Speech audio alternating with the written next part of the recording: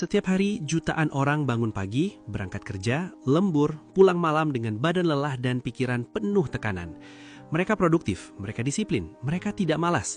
Tapi anehnya, setelah 5 tahun, 10 tahun, bahkan 15 tahun bekerja, mereka tetap tidak punya apa-apa yang benar-benar bisa disebut aset. Tidak ada dana darurat yang cukup, tidak ada investasi, tidak ada kepemilikan yang bertumbuh. Uang datang dan pergi begitu saja. Kalau kamu merasa relate dengan ini, kamu tidak sendirian. Faktanya, sebagian besar orang bekerja keras, tetapi tidak pernah benar-benar naik level secara finansial. Dan disinilah kenyataan pahitnya. Masalahnya bukan gaji kecil. Banyak orang dengan gaji sedang bisa membangun aset. Sebaliknya, tidak sedikit orang bergaji besar tetap kosong tabungannya. Jadi ini bukan soal angka di slip gaji, ini soal sistem. Ini soal kebiasaan, ini soal bagaimana kamu memperlakukan uangmu setiap bulan. Tanpa sistem, uang selalu menemukan cara untuk habis. Tanpa kebiasaan yang benar, kenaikan gaji hanya berubah menjadi kenaikan gaya hidup.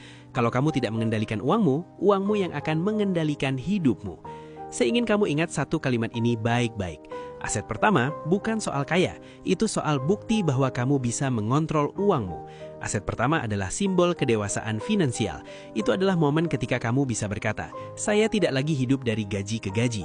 Nilainya mungkin belum ratusan juta, mungkin baru 10 juta, 20 juta, atau dana darurat 6 bulan.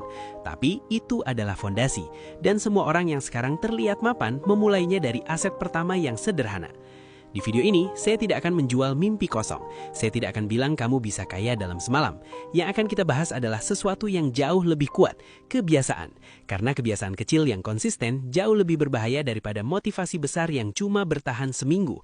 Kalau kamu bisa menguasai kebiasaan menabung dengan sistem yang benar, kamu tidak hanya membangun aset, kamu sedang membangun identitas baru sebagai orang yang disiplin dan terkontrol secara finansial.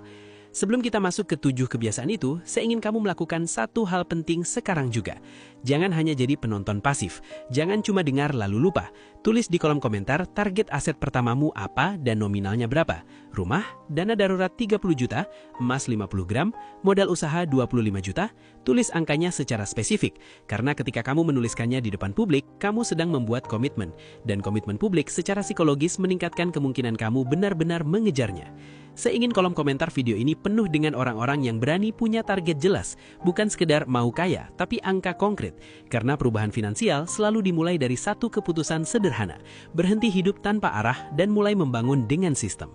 Kalau kamu siap membuktikan bahwa kamu bisa mengontrol uangmu, tulis targetmu sekarang, lalu kita mulai perjalanan menuju aset pertamamu.